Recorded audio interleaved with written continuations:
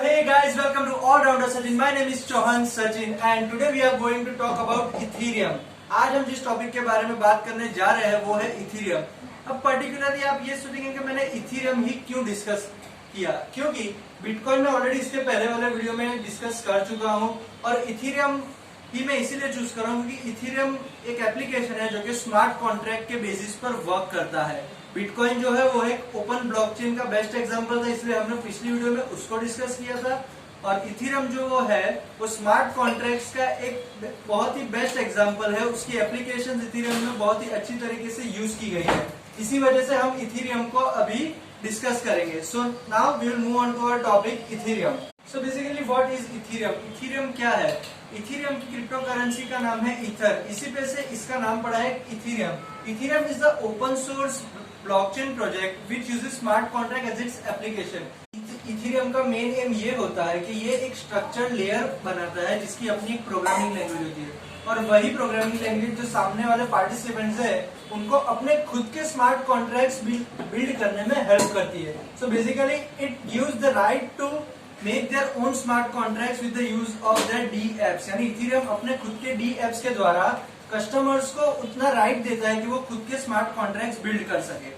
सो basically Ethereum भी एक normal crypto currency की ही तरह है जिसमें कि सामने वाली पार्टी दूसरी पार्टी को ट्रांजैक्शन भेज सकती है थ्रू द स्मार्ट कॉन्ट्रैक्ट्स। सो जैसे कि नॉर्मल अकाउंट्स होते हैं हमारे पास, उसमें एक अकाउंट आईडी होता है, ठीक उसी तरह इथीरियम में भी एक स्टेट होता है जिसको अकाउंट बोला जाता है। उस अकाउंट में एक 20 कैरेक्टर की अकाउंट आईडी होती है जो कि एक ट्रांसफर करने वाले को और एक सेंड करने वाले को दी जाती है। यानी बेसिकली दोनों अकाउंट होल्डर के पास अपनी एक अकाउंट आईडी होती है जिसके द्वारा वो इथीरियम के ऊपर ईथर का ट्रांसफर कर सकते हैं एक पर्सन से दूसरे पर्सन की ओर।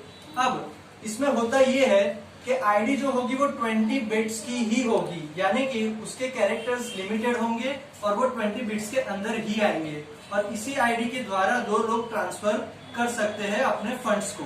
बेसिकली इथीरियम अकाउंट में होता क्या क्या है? सबसे पहले होता है काउंटर नाउन्स, यानी काउंटर नाउन्स एक सिस्टम होता है जो किसी भी ट्रांजैक्शन को रिप्ले नहीं होने देता, यानी कि वो एक ट्रांजैक्शन को एक बार से ज्यादा रिपीट नहीं होने देता, वो उस चीज का खास ध्यान रखता है। सेकंड इज ईथर बैलेंस, यानी कि हमारे अकाउंट में कितना ईथर लेफ्ट है अभी और कितना ईथर बचा है, कितना हम स्पेंड कर सकते हैं, उसकी पूरी डिटेल रहती है। And third is the storage space, यानी कि जैसे नॉर्मल बैंक अकाउंट में हमें जो स्टोरेज स्पेस मिलती है अपने अकाउंट में, वही सेम इथीरियम अकाउंट में भी दी जाती है। ये तीन मेन टॉपिक्स है जो कि इथीरियम अकाउंट में खास ध्यान रखे जाते हैं। बाकी ऑप्शनल सारी डिटेल्स होती है जिसमें आता है गैस वैल्यू।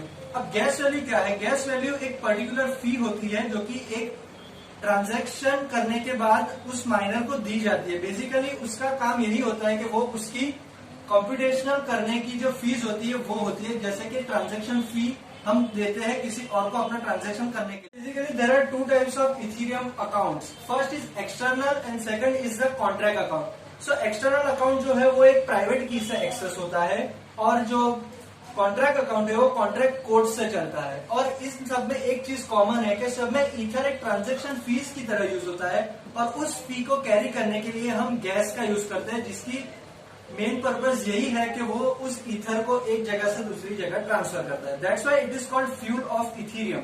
अब हमने ये तो बात कर ली कि इथीरियम में अकाउंट्स कैसे होते हैं और कैसे टाइप्स के होते हैं। अब हम डिसाइड करेंगे कि मैसेजेस और ट्रांजैक्शंस किस प्रकार के होते हैं। सो बेसिकली ट्रांजैक्शन इथीरियम में ये रिफर करता है कि ये एक डिजिटली साइंड स्मार्ट कॉन्ट्रैक्ट है जो कि कोई सर्टन मैसेज अपने साथ लेकर चलता है। सो अब इथीरियम के मैसेजेस में होता क्या है? So first of all digitally signed contract by the sender, फिर number of Ethereum which has to been transfer to other person और उस अदर पर्सन की कुछ पर्सनल डिटेल्स होती है।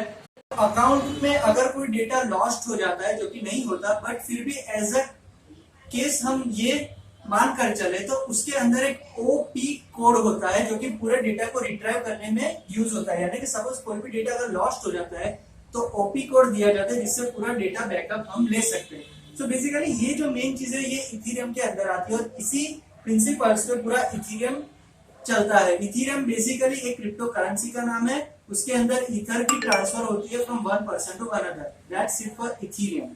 सो बेसिकली इथीरियम में यही जो टॉपिक्स थे ये मेन जानने वाले थे, बाकी और कुछ नया नहीं है, इसी के प्रिंसिपल्स पर पूरा इथीरियम चलता है। एंड सेकंडली इज, अगर आपने अभी तक हमारे पिछले वाले वीडियोस नहीं देखे जिसमें हमने proof of work, proof of stake, फिर पब्लिक ब्लॉकचेन, प्राइवेट ब्लॉकचेन, ऐसे कई अनेक टॉपिक्स मैंने ऑलरेडी डिस्कस कर लिए हैं, क्योंकि पूरी ब्लॉकचेन को कंप्राइज करते हैं। सो मैं रेकमेंड आपको करूंगा कि आप पूरी उस सीरीज को देखें, उस प्लेलिस्ट को एक्सेस करें हमारे चैनल पर जाके। और अगर आपको ये कंटेंट अच्छा लगा हो तो चैनल को सब्सक्राइब कीजिए, वीडियो को लाइक कीजिए और शेयर कीजिए ताकि दूसरे लोगों तक भी ये नॉलेज जा सके।